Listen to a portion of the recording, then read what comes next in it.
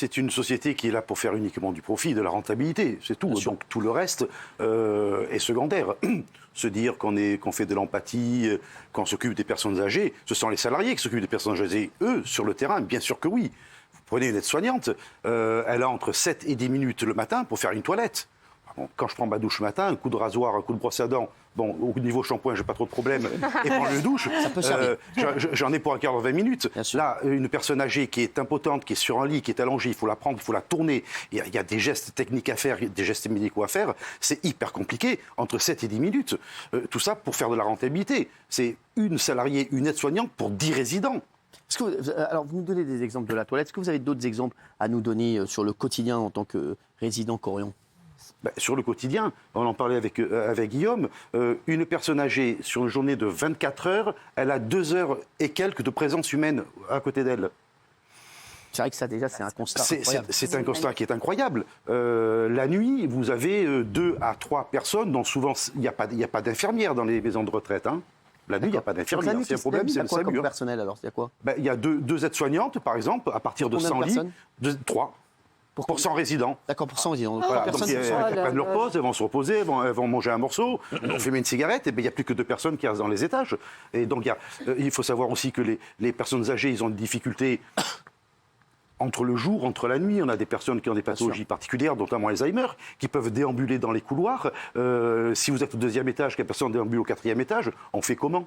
On ne peut pas le savoir. Alors donc, elles n'arrêtent pas de courir. C'est totalement...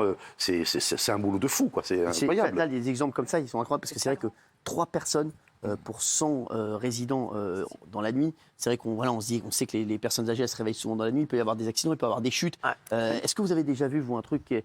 où on vous a raconté un truc qui s'est passé à une personne âgée qui est restée peut-être par terre toute la nuit parce qu'il n'y avait personne, je ne sais pas, parce qu'on entend des choses incroyables. Oui, Alors, Guillaume. Oui, au niveau des choses incroyables, malheureusement, ça fait quand même des années qu'on apprend par les articles de presse régionaux des choses un peu, horribles. J'ai pas d'autre mot, c'est horrible, parce qu'effectivement, il y a des choses où on peut avoir des homicides entre résidents, sous manque de surveillance. Non, ah oui. Oui. Agression sexuelle aussi. Oui. Donc ça, effectivement, c'est des choses qu'on connaît depuis assez longtemps quand même, malheureusement dans le secteur. On le dénonce, nous, à la CGT, depuis très longtemps. Au niveau du groupe Orpea, on vient de voir qu'effectivement, au-delà d'un problème effectivement de maltraitance, on se rend compte qu'il y a un système mafieux. Là, il est très clair, c'est posé. Aujourd'hui, on vient d'avoir perquisition sur le groupe, perquisition sur les directions régionales. Donc, effectivement, on se rend compte que, malheureusement, dans ce secteur d'activité, les opérateurs ne sont pas aussi bienveillants qu'ils le font croire.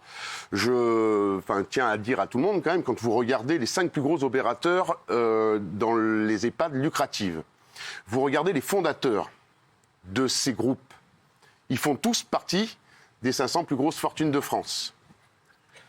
Je vous parle d'un secteur qui a entre 25 et 30 ans maximum.